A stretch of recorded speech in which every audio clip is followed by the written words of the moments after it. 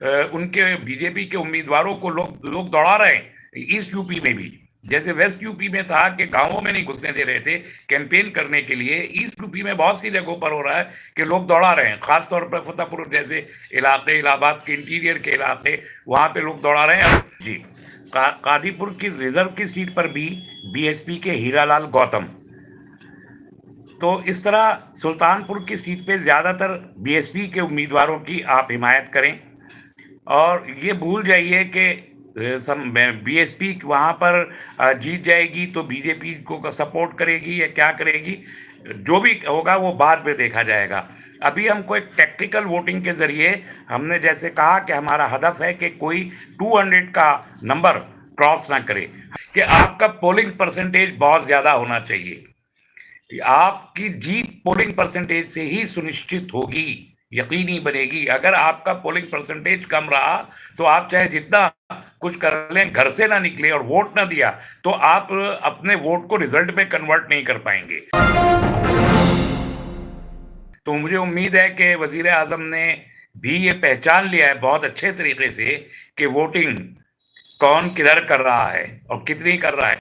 और ये रीजन है कि चूंकि वजीर आजम ने पहचान लिया है तो वजीर दाखिला को भी बता दिया होगा। तो कल से वजीर दाखिला ने कहना शुरू कर दिया है कि बीएसपी का भी वोट इंटैक्ट है और मुसलमान उसे वोट दे रहे हैं।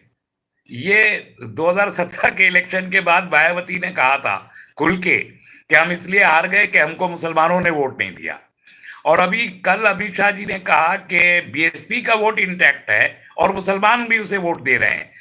तो अजीब बात है भाई, बीजेपी के वो एक्स प्रेसिडेंट है, होम मिनिस्टर है, स्टार कैंपेनर है, अपने वोट की फिक्र करिए जनाब। आपको बीएसपी का वोट का कैसे याद आ गया चौथे फेज में? तो अगर बीएसपी का वोट याद आ रहा है चौथे फेज में के पोलिंग के बाद, और तो कंटिन्यूअस ट्रेंड दिखाई दे रहा है, 231 सीटों का पोलिंग हो चुका, 55% यूपी वोट डाल चुकी है, अब उनको बीएसपी का वोट याद आ रहा है, तो इशारा बहुत वाजे है कि सिर्फ हम नहीं, सरकार भी ये समझ रही है और बीजेपी भी ये समझ रही है कि वो जो 300 के पार का नारा लगा रहे थे वो 200 के पार नहीं हो पा रहे हैं। तो आपके वोटिंग पैटर्न ने ये तो आधे इलेक्शन में ही वाजे कर दिया है कि आप जिस अंदाज से पोलिंग कर रहे हैं उसने बीजेपी को ये बता दिया है। कपड़े पहने हुए देख लिए होंगे कौन, खासतौर पर मेरा ख्याल है इन्होंने औरतों के कपड़े ज्यादा देखे हैं, जिसको उनके हिजाब ज्यादा देख लिए हैं, इसलिए इनको याद आ रहा है कि जिनके जो जिस किस्म के कपड़े पहने हुए हैं वो कहाँ पे वोटिंग कर रहे हैं। तो इसलिए आज कल से उन्होंने कहना शुरू किया है कि बीएसपी भी एक रेलिवेंट फोर्स है, और यही थे जो समाजवादी पार्टी को अकेली एक फोर्स बना के कैंपेन कर रहे थे और ये शो करने की कोशिश कर रहे थे कि बाइपोलर कंटेस्ट है। और हम कह रहे थे कि नहीं, ग्राउंड पे बाइपोलर नहीं है, ये मल्टीपोलर है। कई पॉलिटिकल पार्टी हैं जो इसमें वोट ले रही हैं। अभी आप देखिए खुद कांग्रेस अच्छा खासा वोट ले रही है, जो लखनऊ से खबरें हैं जहां कोई सीट जीतनी चाहिए थी, एक दो सीट पे बहुत अच्छा वोट कांग्रेस की तरफ भी शिफ्ट हुआ है। अब अल्लाह बेहतर जाने उसमें कितना वोट उन्होंने काटा है, और लेकिन वोट अच्छा उनको गया है। और कई और सीटों पर भी, बहरहाल रायबरेली भी इसी फेस में था।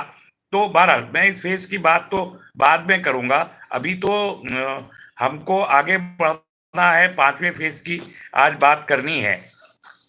और ये पांचवा फेज भी वैसे ही क्रूशल है। भाई अब ईस्ट यूपी में दाखिल हो गए, सेंट्रल यूपी से बाहर आ गए हैं, पांचवें फेज सबसे बड़ा फेज है। इसमें 60 सीटों का इलेक्शन होगा, और ये ईस्टर्न यूपी है। अभी जो आज इलेक्शन हुआ ये सेंट्रल यूपी था और अवध का एरिया कहलाता था। अब हम उससे आगे बढ़ गए हैं, अवध से बिल्कुल मिले हुए इलाके के साथ, जो वहां से सेंट्रल यूपी के बाद ईस्ट यूपी शुरू हो जाता है।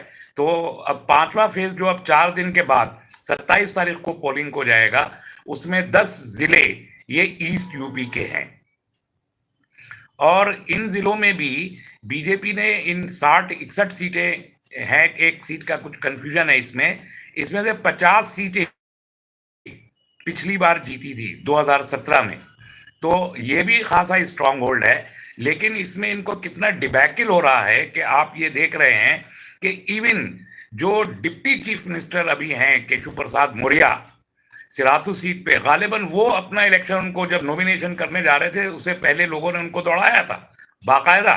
और आज भी कई सीटों से खबर आई है कि उनके बीजेपी के उम्मीदवारों को लोग लोग दौड़ा रहे हैं ईस्ट यूपी में भी। जैसे वेस्ट यूपी में था कि गांवों में नहीं घुसने दे रहे थे कैंपेन करने के लिए, ईस्ट यूपी में बहुत सी जगहों पर हो रहा है कि लोग दौड़ा रहे हैं, खासतौर पर फतेहपुर जैसे इलाके, इलाहाबाद के इंटीरियर के इलाके, वहां पे लोग दौड़ा रहे हैं। और एक उम्मीदवार को तो बनारस के पास भदोही की सीट के करीब में एक बीजेपी के उम्मीदवार को मजमे ने, खुद उनकी पार्टी के वर्कर ने उठक बैठक लगवाई है, माफी मंगवाई है वर्करों ने उनके।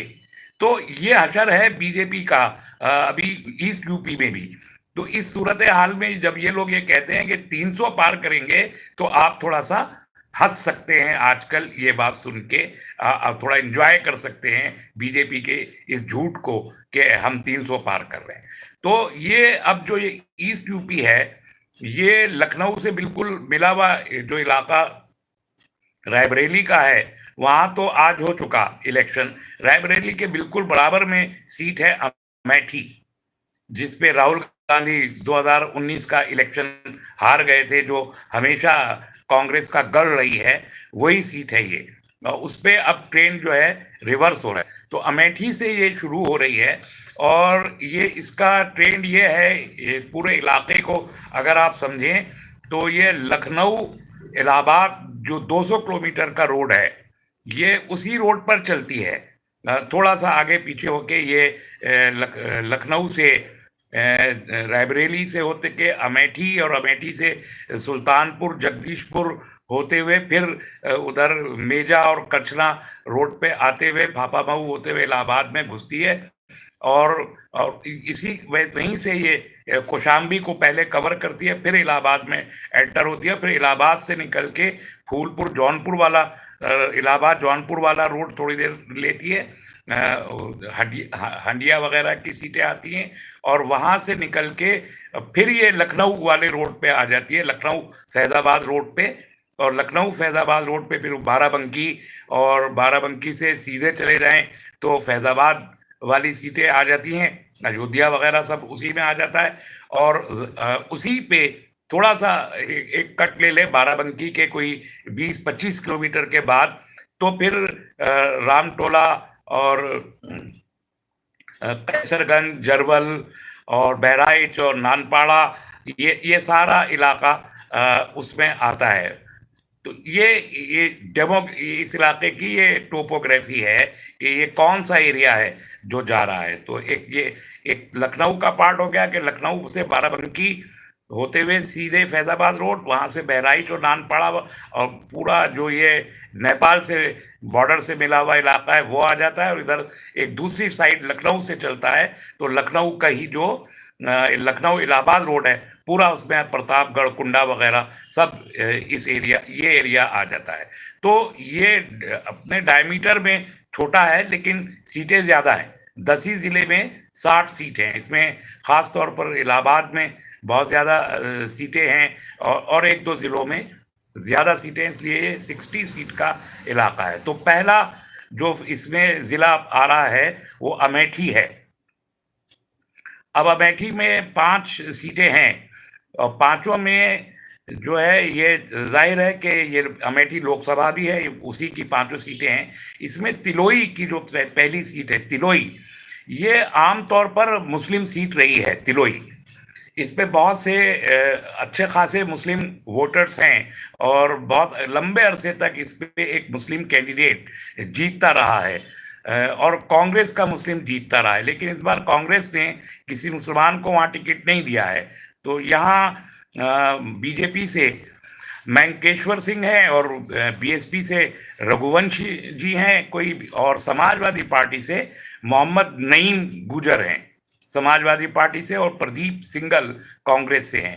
तो जाहिर है यहाँ जो चॉइस है वो मोहम्मद नईम समाजवादी पार्टी के गठबंधन के लिए आपसे हम सिफारिश करेंगे कि आप वोट करें। और फिर मैं रिपीट करूंगा और मुझे पहले बताया भी गया है कि इसे बार बार रिपीट कीजिए कि आपका पोलिंग परसेंटेज बहुत ज्यादा होना चाहिए। आपकी जीत पोलिंग परसेंटेज से ही सुनिश्चित होगी, यकीनी बनेगी। अगर आपका पोलिंग परसेंटेज कम रहा तो आप चाहे जितना कुछ कर लें, घर से ना निकले और वोट ना दिया, तो आप अपने वोट को रिजल्ट में कन्वर्ट नहीं कर पाएंगे। और मैंने पहले भी बताया था कि बेईमानी करने का इम्कान उस वक्त बहुत कम हो जाता है जब हार और जीत का मार्जिन 5,000 वोट से ज्यादा हो, यानी 10,000 15,000 वोट का मार्जिन हो, तो फिर बेईमानी करने का चांस जो काउंटिंग में होता है वो उसकी तवक्को बहुत कम हो जाती है। इसलिए आप जितना वोट ज्यादा करेंगे उतना मार्जिन बढ़ेगा हार और जीत का, और उस मार्जिन की वजह से जो बेईमानी करने के इम्कान है आखिर में काउंटिंग के दौरान, वो इम्कान बहुत बहुत मिनिमल, जीरो के करीब हो जाता है। तो एक तो आप बहुत कस के बहुत मतलब मोर देन 70% पोलिंग आपका होना चाहिए, जैसे पीछे आपका 4 फेज में रहा है वैसे ही 5 फेज 6 फेज 7 फेज में कंटिन्यू कीजिए।